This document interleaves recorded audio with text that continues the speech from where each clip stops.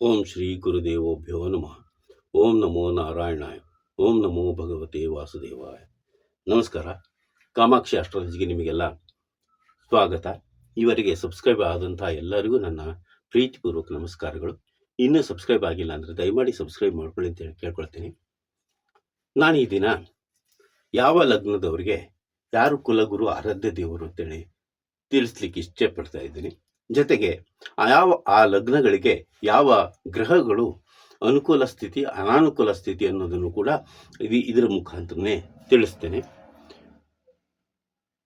ಕುಲದೇವರನ್ನ ತಿಳ್ಕೊಳ್ಬೇಕಾದ್ರೆ ನಾವು ಎರಡು ತ್ರಿಶಕ್ತಿಗಳನ್ನು ತಿಳ್ಕೋಬೇಕು. ಮೊದಲನೇದಾಗಿ ಬ್ರಹ್ಮ ವಿಷ್ಣು ಮಹೇಶ್ವರ ಇವರು 3 ಜನ ತ್ರಿಶಕ್ತಿಗಳು. ಹಾಗೆಯೇ ಲಕ್ಷ್ಮೀ ಸರಸ್ವತಿ ಪಾರ್ವತಿ ಇವರು ಮೂರು ಜನನು ತ್ರಿಶಕ್ತಿಗಳು. ಇವರ ಮುಖಾಂತರ ಮುಂದಿನ ಪೀಳಿಗೆಯಲ್ಲಿ ಜನಿಸಿದಂಥವರು ಇವರ ಅನುಯಾಯಿಗಳಾಗಿರ್ತಾರೆ. ಅವರೇ ನಮಗೆ ಕುಲದೇವರಾಗಿ ನಮ್ಮ ಜೀವನವನ್ನ ಸಲಹುತ್ತಾರೆ. ಅದೇ ದೇವತೆಗಳು ಆಗಿರಬೇಕು ಅಂತ ಇಲ್ಲ. ಹೆಸರುಗಳು ಮುಖ್ಯವಾಗಿ ಬ್ರಹ್ಮ ವಿಷ್ಣು ಮಹೇಶ್ವರ ಲಕ್ಷ್ಮೀ ಸರಸ್ವತಿ ಪಾರ್ವತಿ ಆದರೂ ಕೂಡ ಈಶ್ವರನಿಗೆ ಬಹಳಷ್ಟು ರೂಪಗಳಿವೆ. ಆ ರೂಪಗಳಲ್ಲಿ ಮಾದೇಶ್ವರನೂ ಬರ್ತಾನೆ, ಹಾಗೆ ವೀರಭದ್ರನೂ ಬರ್ತಾನೆ, ರುದ್ರದೇವನೂ ಬರ್ತಾರೆ. ಆ ರೂಪದಲ್ಲಿ ನೀವು ತಿಳ್ಕೋಬೇಕು. ಮಹೇಶ್ವರ ಅಂದ್ಕೂಡ್ಲೇನೆ ಮಹೇಶ್ವರನೇ ಆಗ್ಬೇಕು ಅಂತ ಇಲ್ಲ, ಆ ರೀತಿಯಲ್ಲಿ ತಿಳ್ಕೋಬೇಕು. ಹಾಗೆ ಪಾರ್ವತಿ ಎಂದಾಗ ಪಾರ್ವತಿನೇ ಆಗ್ಬೇಕು ಅಂತ ಏನಿಲ್ಲ. ಹಳದಮ್ಮ ಆಗಿರ್ಬೋದು, ಚಾಮುಂಡೇಶ್ವರಿ ಆಗಿರ್ಬೋದು, ಅಥವಾ ಮತ್ತೆ ಬೇರೆ ಚಂಡಿಕಾ ದೇವಿ ಕೂಡ ಆಗಿರ್ಬೋದು. ಲಕ್ಷ್ಮಿ ಎಂದಾಗ ಬರೀ ಲಕ್ಷ್ಮಿನೇ ಆಗಿರ್ಬೇಕಾಗಿಲ್ಲ, ಮಹಾಲಸ ಕೂಡ ಆಗಿರ್ಬೋದು. ಇನ್ನಿತರೆ ಹೆಸರುಗಳಿಂದ ಕೂಡ ಆಕೆಯನ್ನ ಕರೀತಾರೆ. ನೀವು ನಿಮ್ಮ ಹಿರಿಯರನ್ನ ಕೇಳಿಕೊಂಡಾಗ ಅದಕ್ಕೆ ಸಂಬಂಧಪಟ್ಟಂತಹ ದೇವತೆಗಳ ಕುರುಹು ನಿಮಗೆ ಸಿಗುತ್ತೆ. ಇದನ್ನ ನಾನು ಈ ಬೋರ್ಡ್ ಮೂಲಕ ನಿಮಗೆ ತಿಳಿಸ್ಲಿಕ್ಕೆ ಇಚ್ಛೆ ಪಡ್ತೇನೆ. ಈಗ ಮೊದಲನೇದಾಗಿ ಮೇಷಲಗ್ನ. ಇಲ್ಲಿ ರಾಶಿಯನ್ನ ನೀವು ದಯವಿಟ್ಟು ತೆಗೆದುಕೋಬೇಡಿ, ಮೇಷಲಗ್ನವನ್ನು ತೆಗೆದುಕೊಳ್ಳಿ.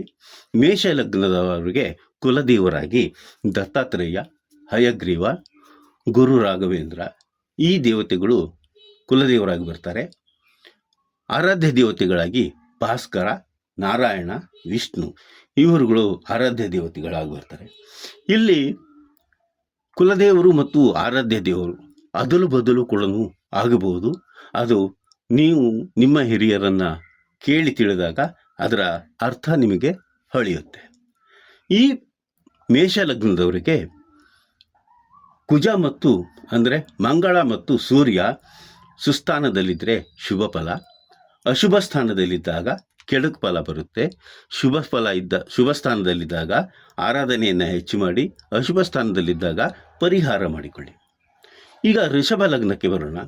ಋಷಭ ಲಗ್ನದವರಿಗೆ ಕುಲದೇವರಾಗಿ ನಾರಸಿಂಹ, ಕಾರ್ತಿಕೇಯ, ವೃಷಭಾಕ್ಷ ಈ ದೇವತೆಗಳು ಬರ್ತಾರೆ. ಆರಾಧ್ಯ ದೇವತೆಯಾಗಿ ದುರ್ಗಾದೇವಿ, ಶಿವಗಣರು ಆರಾಧ್ಯ ದೇವತೆಗಳಾಗಿ ಬರ್ತಾರೆ. ವೃಷಭ ಲಗ್ನಕ್ಕೆ ಶುಕ್ರ ಮತ್ತು ಬುಧರು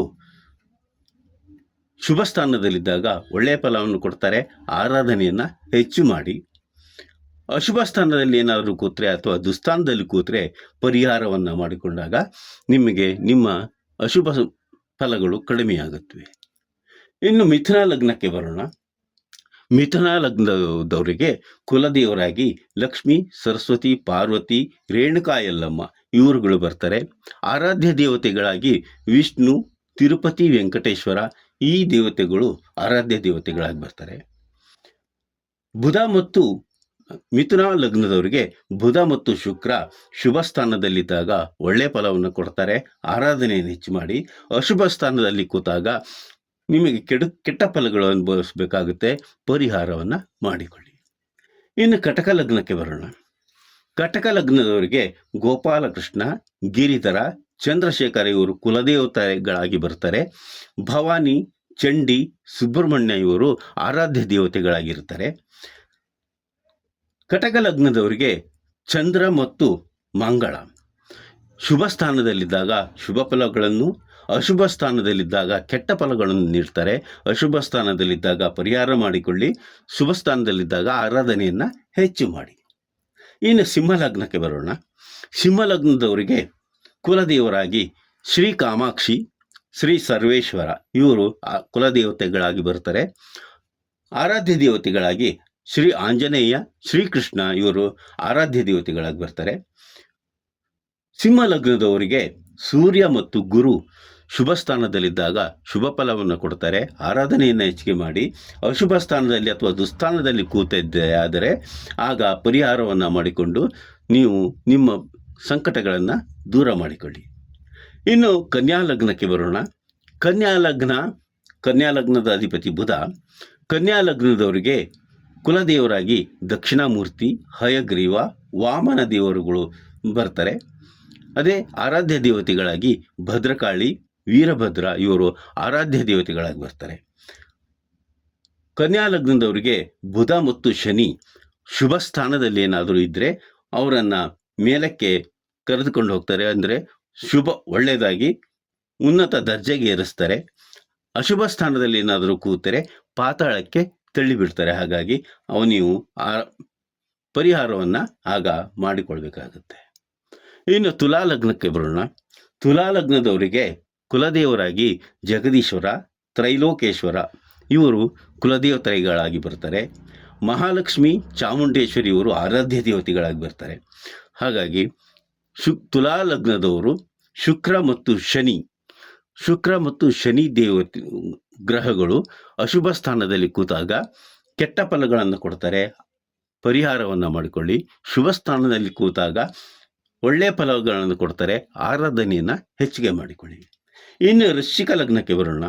ವೃಶ್ಚಿಕ ಲಗ್ನದವ್ರಿಗೆ ಕುಲದೇವರಾಗಿ ಶ್ರೀದೇವಿ, ಚಂಡಿಕಾ, ಸಾಂಭವಿ, ಚಾಮುಂಡಿ, ಮಹಾಲಸ ಈ ದೇವತೆಗಳು ಕುಲದೇವತೆಗಳಾಗಿ ಬರ್ತಾರೆ. ಆರಾಧ್ಯ ದೇವತೆಯಾಗಿ ಈಶ್ವರ, ಸುಬ್ರಹ್ಮಣ್ಯ, ಶೇಷನಾಗ ಇವರು ಆರಾಧ್ಯ ದೇವತೆಗಳಾಗಿ ಬರ್ತಾರೆ. ವೃಶ್ಚಿಕ ಲಗ್ನದವರಿಗೆ ಮಂಗಳ ಮತ್ತು ಗುರು ಶುಭ ಸ್ಥಾನದಲ್ಲಿದ್ದರೆ ಒಳ್ಳೆಯ ಫಲವನ್ನು ಕೊಟ್ಟು ಜಾತಕರನ್ನು ಉತ್ತುಂಗಕ್ಕೆ ಏರಿಸ್ತಾರೆ. ಅದೇ ಅಶುಭ ಸ್ಥಾನದಲ್ಲಿ ಏನಾದರೂ ಕೂತಿದ್ದೇ ಆದಲ್ಲಿ ಕೆಟ್ಟ ಫಲಗಳನ್ನು ಅನುಭವಿಸಬೇಕಾಗುತ್ತೆ. ಹಾಗಾಗಿ ಅವರಿಗೆ ಪರಿಹಾರವನ್ನು ಮಾಡಿಕೊಳ್ಳಿ. ಇನ್ನು ಧನಸ್ಸು ಲಗ್ನಕ್ಕೆ ಬರೋಣ. ಧನಸ್ಸು ಲಗ್ನದವರಿಗೆ ಕುಲದೇವರಾಗಿ ನಾಗದೇವತೆಗಳು ಬರ್ತಾರೆ. ಮಾರುತಿ, ಗಣದೇವತೆಗಳು ಕೂಡ ಕುಲದೇವರಾಗಿ ಬರ್ತಾರೆ. ಆರಾಧ್ಯ ದೇವತೆಗಳಾಗಿ ಶ್ರೀಹರಿ, ಪರಶುರಾಮ, ಶ್ರೀರಾಮಚಂದ್ರ ಇವರುಗಳು ಆರಾಧ್ಯ ದೇವತೆಗಳಾಗಿ ಬರ್ತಾರೆ.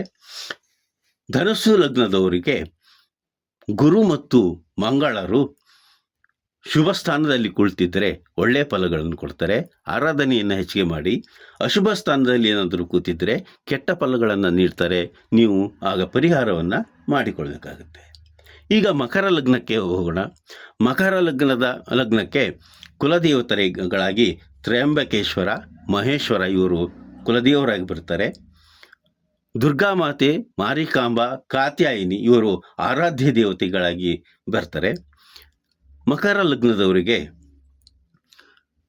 ಶನಿ ಮತ್ತು ಶುಕ್ರರು ಶುಭ ಸ್ಥಾನದಲ್ಲಿನಾದರೂ ಇದ್ದರೆ ಒಳ್ಳೆಯ ಫಲಗಳನ್ನು ಕೊಡ್ತಾರೆ. ಜಾತಕರು ಹೆಸರುವಾಸಿಯಾಗ್ತಾರೆ. ಅದೇ ಅಶುಭ ಸ್ಥಾನದಲ್ಲಿ ಕೂತ್ರೆ ಅವರು ತುಂಬ ಕಷ್ಟಪಡಬೇಕಾಗುತ್ತೆ. ಪರಿಹಾರವನ್ನು ಮಾಡಿಕೊಳ್ಳಿ. ಇನ್ನು ಕುಂಭ ಲಗ್ನಕ್ಕೆ ಬರೋಣ. ಕುಂಭ ಲಗ್ನದವರಿಗೆ ಕುಲದೇವರಾಗಿ ಶಿವಶಂಕರ, ಅಣ್ಣಪ್ಪ, ರುದ್ರ, ಪಾಂಡುರಂಗ ಇವರು ಕುಲದೇವತೆಗಳಾಗಿ ಬರ್ತಾರೆ. ಆರಾಧ್ಯ ದೇವತೆಯಾಗಿ ನಾರಾಯಣ, ವಿಶ್ವೇಶ್ವರ, ಗಜಾನನ ಇವರು ಆರಾಧ್ಯ ದೇವತೆಗಳಾಗಿ ಬರ್ತಾರೆ.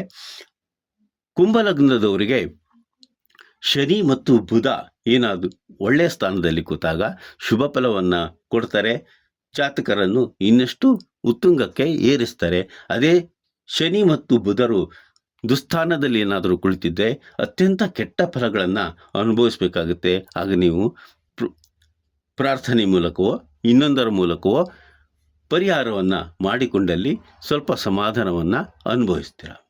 ಕೊನೆಯದಾಗಿ ಮೀನ ರಾಶಿಗೆ ಬರೋಣ, ಮೀನ ಲಗ್ನಕ್ಕೆ ಬರೋಣ. ಮೀನ ಲಗ್ನದವರಿಗೆ ಕುಲದೇವರಾಗಿ ಪಾರ್ವತಿ ಇರ್ತಾರೆ, ಶಿವಶಂಕರಿ ಆಗಿರ್ತಾರೆ. ಪಾರ್ವತಿ ಮತ್ತು ಶಿವಶಂಕರಿ. ಆರಾಧ್ಯ ದೇವತೆಯಾಗಿ ವಿಷ್ಣು, ಹರಿಹರ, ದಿಗಂಬರ ಇವರು ಆರಾಧ್ಯ ದೇವತೆಗಳಾಗಿರ್ತಾರೆ.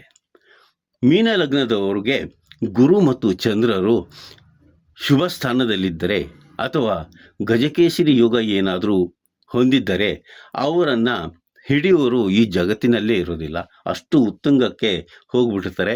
ಅದೇ ಮೀನ ಲಗ್ನದವರಿಗೆ ಗುರು ಮತ್ತು ಚಂದ್ರರು ದುಸ್ಥಾನದಲ್ಲೇನಾದರೂ ಕುಳಿತಿದ್ರೆ ಅತ್ಯಂತ ಕೆಟ್ಟ ಫಲಗಳನ್ನು ಅನುಭವಿಸ್ಬೇಕಾಗುತ್ತೆ. ಆಗ ಆ ಗ್ರಹಗಳಿಗೆ ಅವರು ಪರಿಹಾರವನ್ನು ಮಾಡಿಕೊಳ್ಳುವುದು ಅತ್ಯಂತ ಶುಭವಾದ ಕೆಲಸವಾಗುತ್ತೆ. ಹೀಗೆ ಈ ಕುಲದೇವತೆಗಳನ್ನು ನೀವು ಅರ್ಥ ಮಾಡಿಕೊಳ್ರಿ ಅಂತ ತಿಳ್ಕೊಳ್ತೀನಿ. ಕುಲದೇವರು ಅಂತಂದರೆ ಮೊದಲೇ ಹೇಳಿದೆ, ಆ ಒಂದು ಹೆಸರು ಹೇಳಿದ ಕೂಡಲೇ ಅದೇ ಅಂತ ಬರೋದಿಲ್ಲ. ಅದಕ್ಕೆ ಸಮಾನಾಂತರವಾಗಿ ಬೇರೆ ಬೇರೆ ದೇವತೆಗಳು ಬರ್ತಾರೆ. ಮೈಲಾರಲಿಂಗ, ಗಿಟ್ಟೇಶ್ವರ ಇದೆಲ್ಲ ಈಶ್ವರನಿಗೆ ಸಂಬಂಧಪಟ್ಟಂಥ ಹೆಸರು. ಹಾಗೆ ಗುಳಿಕ, ದಕ್ಷಿಣ ಕನ್ನಡಕ್ಕೆ ಹೋದರೆ ಗುಳಿಕ ಅಂತ ಬರ್ತಾರೆ. ಉತ್ತರ ಕನ್ನಡಕ್ಕೆ ಹೋದರೆ ಮೈಲಾರಲಿಂಗ ಅಂತ ಕರೀತಾರೆ. ಈ ಒಳನಾಡಿಗೆ ಬಂದರೆ ಗಿಡ್ಡಯ್ಯ ಅಂತ ಹೇಳಿ ಕರೀತಾರೆ. ಈ ರೀತಿ ಬಹಳಷ್ಟು ಹೆಸರುಗಳಿವೆ. ನೀವು ಅದನ್ನು ಸಮಾಧಾನವಾಗಿ ನಿಮ್ಮ ಹಿರಿಯರನ್ನ ಕೇಳಿಕೊಂಡಾಗ ಆ ದೇವತೆಗಳ ಸಮಾನತೆ ನಿಮಗೆ ಸಿಗುತ್ತೆ. ಈ ವಿಡಿಯೋ ನಿಮಗೆ ಇಷ್ಟ ಆಯಿತು ಅಂದರೆ ಲೈಕ್ ಮಾಡಿ, ಶೇರ್ ಮಾಡಿ, ಸಬ್ಸ್ಕ್ರೈಬ್ ಮಾಡಿ. ಮುಂದಿನ ವಿಡಿಯೋದಲ್ಲಿ ಇನ್ನೊಮ್ಮೆ ಸಿಗೋಣ. ಅಲ್ಲಿವರೆಗೂ ನಮಸ್ಕಾರ.